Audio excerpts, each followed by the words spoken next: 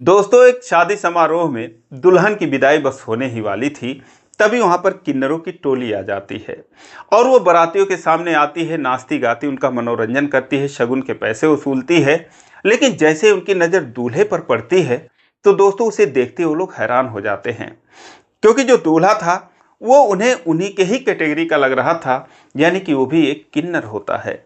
अब दोस्तों, चूंकि लड़की की शादी हो चुकी थी और विदाई का समय भी हो गया था, इसीलिए उनकी कुछ कहने की हिम्मत नहीं हो रही थी। लेकिन फिलहाल एक लड़की की जिंदगी का भी सवाल था। इसीलिए किन्नर लोग सोचते हैं कि जो भी हो, इस दूल्हे की असलियत का तो पता चलना ही चाहिए। और वो अपने स्तर से पता लगाने की भी कोशिश करते हैं, लेकिन उसमें उनको कामयाबी नहीं मिलती है। उसके बाद वो लोग लड़की के माता पिता से जाकर ये बात बताते हैं कि आपने अपने लड़की की शादी जिस दूल्हे से कर रहे हो वो तो मर्द है ही नहीं, ये किन्नर है। अब दोस्तों, वो लोग जब ये सुनते हैं तो उनके पैरों तले जमीन खिसक जाती है। लेकिन वो लोग कहते हैं कि कोई कार्रवाई करने से पहले एक बार और जांच लीजिए कि आखिर उसकी असलियत क्या है। लेकिन अब करें तो क्या करें, कुछ समझ में नहीं आ रहा था। तभी कुछ औरतों ने मिलकर एक खतरनाक प्लान बनाया, जिसके मुताबिक वो लोग लड़की की जो भाभी थी उसकी इज्जत को दांव पर लगा देते हैं। कहते हैं कि तुम इस दूल्हे के साथ एक कमरे में जाओ, गिफ्ट देने के बहाने इसको अंदर ले जाओ और उसके बाद तुम चेक करो कि ये मर्द है या कुछ और है। अब दोस्तों, अब उसके ननद की इज्जत का सवाल था, तो भाभी भी ऐसा ही करती है। उसके साथ एक कमरे में जाती है और कमरे का दरवाज़ा बंद कर देती है। दोस्तों, उसके बाद जो भी कुछ होता है, बहुत ही रोमांचक कहानी, बहुत ही शानदार कहानी है। आइए जानते हैं पूरी कहानी इस वीडियो में। लेकिन वीडियो में आगे बढ़ने से पहले बस वही रिक्वेस्ट, वीडियो को लाइक कर दीजिए, चैनल को भी सब्सक्राइब कर लीजिए ताकि मेरा हौसला बढ़ता रहे। दोस्तों, ये कहानी है उत्तर प्रदेश के मुरादाबाद की। एक लड़की जिसका नाम श्रद्धा होता है, उसकी शादी एक पुनीत नाम के लड़के से तय होती है। लड़का लड़की एक दूसरे को देखते हैं, पसंद कर लेते हैं। माता पिता की रजामंदी से दोनों की शादी होती है। शादी का दिन आता है, धूमधाम से बारात आती है, शादी भी हो जाती है। दोस्तों, सुबह का वक्त हो रहा था, जबकि उस लड़की की विदाई की तैयारियां चल रही थीं। तभी वहां पर आपने बारातियों में देखा होगा, अगर आप गए होंगे, कुछ लोग गाने बजाने वाले आ जाते हैं, पैसे मांगने वाले आ जाते हैं। और जो किन्नर हैं वो आजकल तो देहात हो शहर हो कहीं भी हो, वो हर जगह पहुंच जाते हैं। तो वहां पर भी 4 किन्नरों की टोली आकर पहुंच जाती है। अब आते ही वो लोग अपने बाजे गाजे के साथ आते हैं, वहां पर नाचना गाना शुरू कर देते हैं, लोगों से पैसे वसूलते हैं। लेकिन उनकी नज़र जो थी वो दूल्हे और दूल्हे के बाप पर होती है, क्योंकि मोटा रकम तो उन्हें वहीं से मिलता है। लेकिन पता चलता है कि वो लोग लड़की के घर पर गए हैं कोई रस्म निभाने के लिए। फिलहाल कुछ देर में वो लोग आ जाते हैं, और लेकिन जैसे ही वो आते हैं तो दूर से ही जब ये लोग देखते हैं उन लोगों को, तो दोस्तों आपस में ये लोग खुसर फुसर करने लगती हैं। क्योंकि जो लड़का था उसका हाव भाव, उसका चाल ढंग और उसका जो नैन नक्श था, दोस्तों एक किन्नर का ही होता है। अब ये लोग, इनका लंबा अनुभव था, ये देखते ही पहचान जाते थे अपने कैटेगरी के लोगों को।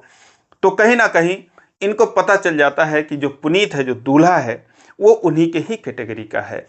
लेकिन दोस्तों, बात काफ़ी आगे बढ़ चुकी थी, दुल्हन की विदाई का समय हो गया था। इसीलिए वो डायरेक्ट किसी से कुछ कहते नहीं हैं, लेकिन बस उसे निहारते ही रहते हैं। जैसे ही पुनीत उनके पास आता है, तैसे ही उन चारों में से एक किन्नर थी जिसका नाम सुमन होता है।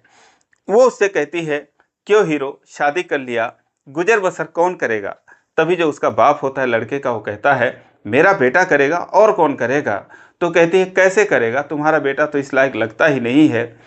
तभी दोस्तों जो उसके पिताजी थे वो समझ जाते हैं कि कहीं ना कहीं लोगों को शायद कुछ डाउट हो रहा है। दोस्तों अपनी जेब से तुरंत 2000 रुपया निकालते हैं, उनके हाथ पर रखते हैं और कहते हैं कि आप लोग आशीर्वाद दीजिए और यहाँ से जाइए।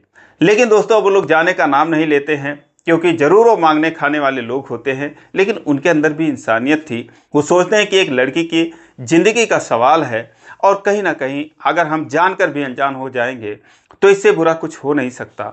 इसीलिए वो लोग अपने स्तर से पता लगाने की कोशिश करते हैं। अब जो पुनीत जहाँ पर बैठा था एक चारपाई पर, ये लोग जाती हैं, उसके अगल बगल में बैठ जाती हैं। उसके बाद उसे छेड़ने लगती हैं, उसके जेब में हाथ डालती हैं, पैसे निकालने के बहाने इधर उधर पैंट के जेब में हाथ डालती हैं, और उसके बाद फिर इधर उधर टटोलने की कोशिश करती हैं। और ये सब जो लड़के का बाप था वो देख रहा था। दोस्तों वो उन लोगों पर भड़क जाता है, कहता है, जब आप लोगों को पैसे मिल गए और तब तुम लोग यहाँ से क्यों नहीं जा रहे हो, ये क्या हरकत है तुम लोगों की। दोस्तों उसके बाद वो लोग भी 2-4 बात बोलते हैं, लेकिन जो सुमन थी वो कहती है कि चलो कहीं और देखते हैं, क्या फ़ायदा यहाँ पर अब और मगजमारी करने से। वहाँ से वो लोग उठकर चले जाते हैं और उसके बाद सीधा वो लड़की के घर पर जाते हैं। अब जब वहाँ पर जाते हैं तो उनको चाय पानी मिलता है, बिठाया जाता है। उसके बाद कुछ शगुन के पैसे दिए जाते हैं, मिठाई दिए जाते हैं और उसके बाद वो लोग आशीर्वाद मांगते हैं। तभी जो सुमन थी वो लड़की के माँ को बुलाती है, उसके मौसी को, उसकी बुआ को बुलाती है और कहती है कि आपने जिस लड़के से शादी करी है, क्या आपकी बेटी ने उससे प्यार किया था? ये लव मैरिज है या अरेंज मैरिज है? तो लोग कहते हैं कि नहीं, हमने ही लड़का को पसंद किया, फिर अपने बेटी को दिखाया और इस तरीके से शादी हो रही है। तो वो लोग कहते हैं लेकिन जो लड़का है वो जो है वो मर्द नहीं लग रहा है, वो एक किन्नर है और आप लोग कैसे उससे शादी कर रहे हैं? क्या आप लोग को उसके असलियत के बारे में पता नहीं है?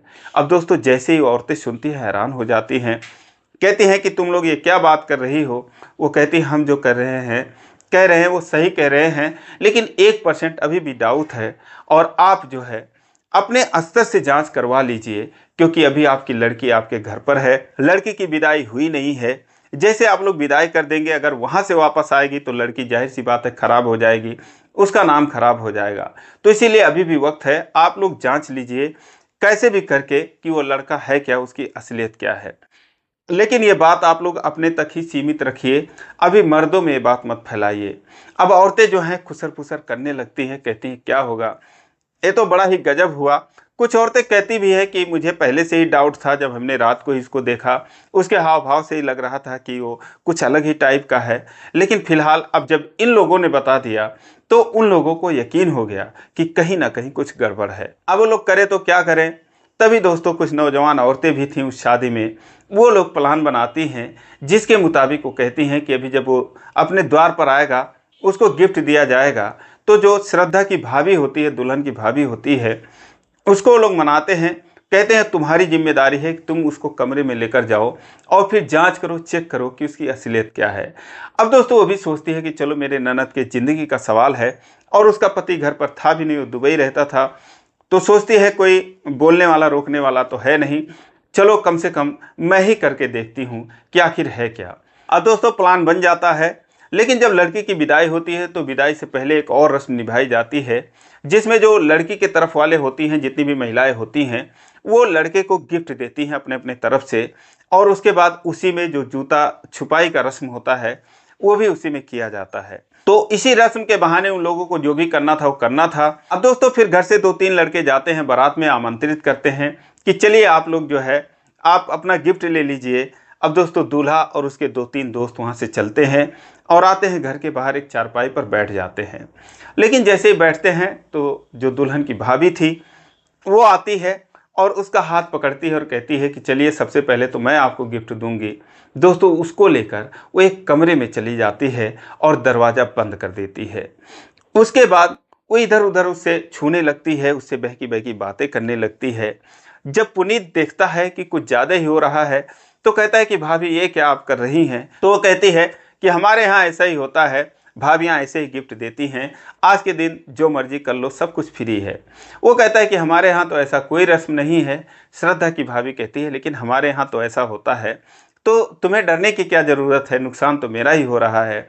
दोस्तों उसके बाद वो दरवाज़ा बंद करती है, लाइट बुझा देती है और उसके बाद वहाँ पर एक बेड पड़ा था, वहाँ पर उसको लिटा देती है। उसके बाद उसके साथ वो हरकतें करने लगती है।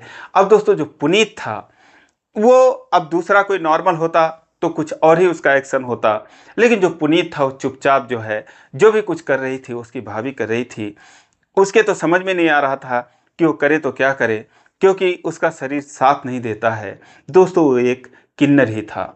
अब दोस्तों पूरी तरीके से जो श्रद्धा की भाभी थी जब जांच लेती है, सब कुछ चेक कर लेती है, तब उसे यकीन हो जाता है कि वाकई में इसके अंदर कुछ था है ही नहीं।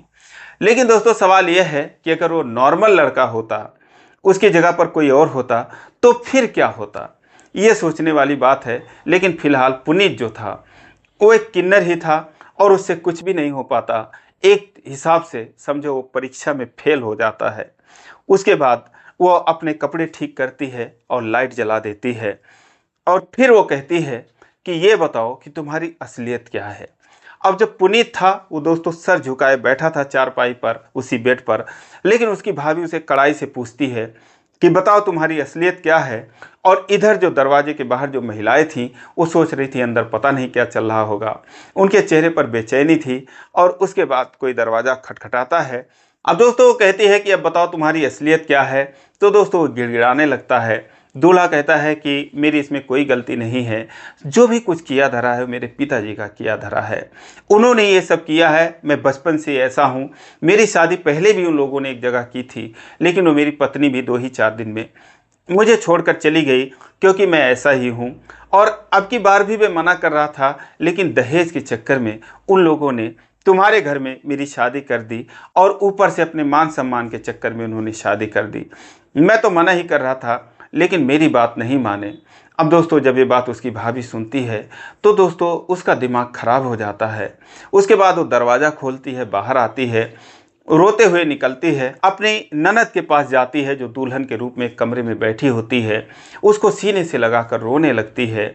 और उसके बाद सारी औरतें वहाँ पर जाती हैं, पूछती हैं क्या हुआ, तो सारी कहानी बताती है कि उसके पास तो कुछ है नहीं, वो तो एकदम बेकार है। अब जब औरतें बात सुनती हैं दोस्तों तो दूल्हे को कमरे में बंद कर देती हैं, एक तरह से उसको बंधक बना लेती हैं। उसके बाद कुछ और जो रिश्तेदार थे घर पर, जो लड़की के घर पर बहुत सारे लोग थे, वो तुरंत भागे भागे वहाँ जाते हैं जहाँ पर बारात टिकी हुई थी।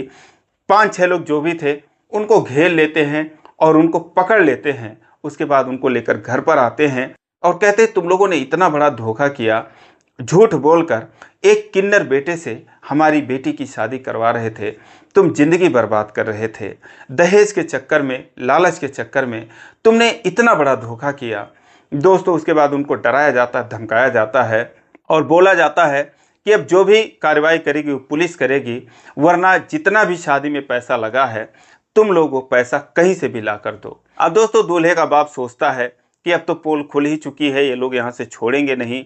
वो बुरी तरीके से घबरा जाता है। उसके बाद फिर अपने कुछ रिश्तेदारों को फ़ोन करता है, इधर उधर से पैसे मंगाता है और फिर 2 लाख रुपए में पुलिस के सामने जो है सुलहनामा होता है, सुलह समझौता होता है और दोनों पक्ष वहीं से अपने अपने रिश्ते ख़त्म करते हैं।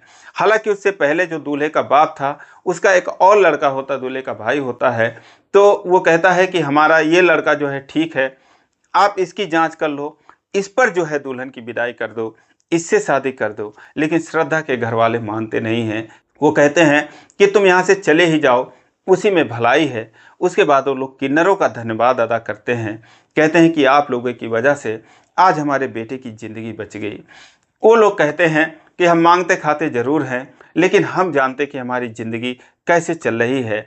मुझे पुनीत से हमदर्दी है, जो दूल्हा है उससे हमदर्दी है, लेकिन कहीं ना कहीं इस लड़की के ज़िंदगी का सवाल था, तो इसीलिए हम लोग जो है जो भी किए वो हमारा फर्ज था। उसके बाद वो पुनीत से कहते हैं कि भाई तुम घबराओ मत, अगर चाहो तो हमारे साथ आ सकते हो, लेकिन पुनीत जो है मना कर देता है। अब दोस्तों श्रद्धा की ज़िंदगी तो बच गई, लेकिन एक हिसाब से उसकी ज़िंदगी खराब भी हो जाती है, क्योंकि अब इतने सारे पैसे लग चुके थे, इतने सारे रिश्तेदार आए थे, शादी भी हो चुकी थी। तो ऐसे मौक़ों पर आपने अक्सर सुना होगा कि कहीं अगर शादी लड़की की ऐसे मौके पर टूट जाती है तो कोई दूसरा वहीं पर तैयार हो जाता है, उससे शादी कर दी जाती है। ऐसा आपने अक्सर सुना होगा, लेकिन यहाँ पर कोई था नहीं। फिलहाल जो उसकी भाभी थी, जब वो रोती है तो उससे पूछती है कि क्या तुमने किसी से प्यार किया था, किसी को पसंद करती हो, तो उसी से तुम्हारी शादी करा देती हूँ।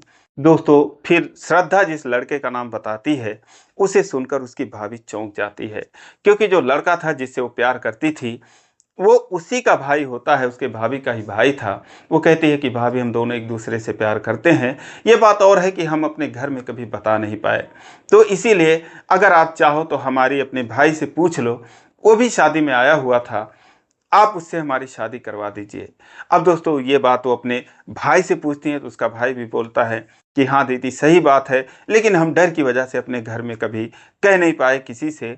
और उसके बाद जो वो भाभी थी वो अपने सास ससुर से बात बताती हैं और रिश्तेदारों से बताती हैं, तो रिश्तेदार कहते हैं कि चलो कोई बात नहीं, जो लड़का है तुम्हारा भाई है वो भी बहुत अच्छा है, श्रद्धा जो है वो भी बहुत अच्छी है, कोई बात नहीं शादी कर देते हैं। दोस्तों उसके बाद अब उस रात जो है, वो दिन तो बीत जाता है। अब दोस्तों उसी रात जो है श्रद्धा और उसके भाभी का जो भाई था इन दोनों की शादी होती है। अगले दिन जो है इनकी विदाई होती है।